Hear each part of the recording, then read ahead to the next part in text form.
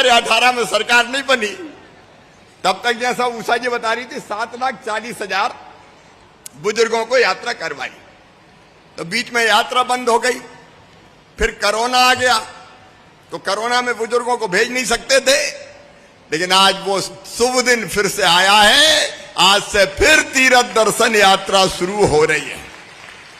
और अब ये ट्रेनें रुकेंगी नहीं, एक के बाद एक ट्रेनें मेरे बुजुर्गों जाती रहेंगी, आपको तीर्थ दर्शन कराती रहेंगी। मैं जानता हूं कई परिवार नहीं कर पाते अपने आप अकेले तीर्थ यात्रा, कई बार गरीबी के कारण नहीं कर पाते, और कुछ ने तो जाके कि वो मुरहा करवा ही नहीं रहो, बेटा नहीं करवा रहा, तू ही करवा। तो सचमुच में अद्भुत आनंद होता है। देखिए, जिंदगी का ये बहुत महत्वपूर्ण पक्ष है तीर्थ दर्शन। 4 चीजें हमारे अंदर है। हम एक शरीर हैं, शरीर है तो शरीर सुखी रहना चाहिए। अपने का पहला सुख निरोगी काया। तो शरीर कैसे सुखी रहे? तो मोदी जी फ्री में राशन दे रहे हैं, 1 रुपया किलो हम भी दे रहे हैं। गरीबों के मकान बनवाएंगे, छोड़ेंगे नहीं, कोई को झुपड़िया में नहीं रहने देंगे। और अभी तो एक काम और कर रहे हैं, मेरे बुजुर्ग बैठे तीर्थ यात्रा करने जा रहे हैं, उनसे मैं कह रहा हूं कि हम एक काम और कर रहे हैं अभी, कि जो कई प्रभावशाली दादा गुंडे उनने बड़ी बड़ी जमीनें इधर उधर हथिया ली, तो हमने तय करी कि इन पे तो भैया बुलडोजर चला के जमीन छुड़ा लो इनसे। तो बताओ, छुड़ानी चाहिए कि नहीं?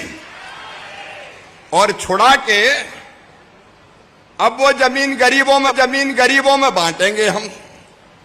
तो ये पुण्य का काम होगा कि नहीं?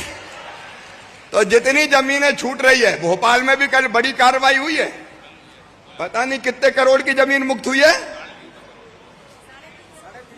350 करोड़ रुपया की जमीन पे कब्जा कर लिया था, हमने वापस छुड़ा ली। भैया, इन लोगों को जो बाहुबल के आधार पे, प्रभाव के आधार पे कब्जा कर लेते थे, उनसे वापस लेके गरीबों का भला करना है अपन को। सही बात है? तो वहां गरीबों के मकान और बाकी व्यवस्थाएं करेंगे, मकान भी बन जाएं, बीमारी के इलाज की भी व्यवस्था है, वो सारी चीजें चल रही है। तो शरीर के सुख की पूरी व्यवस्था भारतीय जनता पार्टी की सरकार कर रही है, प्रधानमंत्री मोदी जी कर रहे हैं, हम लोग यहां कर रहे हैं। अब दूसरी चीज, केवल शरीर से काम नहीं चलता, मन भी प्रसन्न रहना चाहिए। रहना चाहिए कि नहीं रहना चाहिए?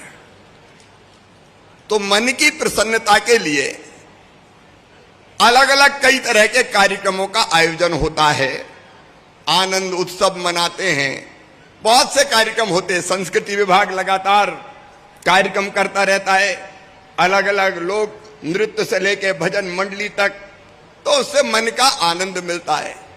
फिर तीसरी चीज है बुद्धि का सुख भी चाहिए। तो बुद्धि के सुख के लिए school, college, engineering college, medical college, वो सब चल रहा है, ताकि पढ़ लिख के बुद्धि को और बेहतर बना के हम आगे बढ़ सकें, देश को आगे बढ़ा सकें। लेकिन इन तीनों सुख से भी एक सुख और है, वो है आत्मा का सुख। आत्मा का सुख है कि नहीं? आत्मा भी प्रसन्न रहनी चाहिए। और आत्मा कैसे प्रसन्न रहेगी? आत्मा प्रसन्न रहती है दूसरों का भला करने से। भूखे को भोजन दे दो, कितनी खुशी होती है, होती कि नहीं होती? प्यासे को पानी पिला दो, बिना पढ़े को पढ़ा दो, कई ऐसी चीजें हैं। लेकिन आत्मा का सुख मिलता है एक भगवान के दर्शन में। हर हर महादेव शंभू, काशी विश्वनाथ गंगे। अरे पिछली बार जब हम गए वहां और बैठे काशी विश्वनाथ के सामने, तो सब भूल ही गए। इतना आनंद आया कि आप कल्पना नहीं कर सकते। आत्मा गदगद और प्रसन्न हो जाती है, और आत्मा भगवान में लग गई तो जीवन ही सफल हो जाता है।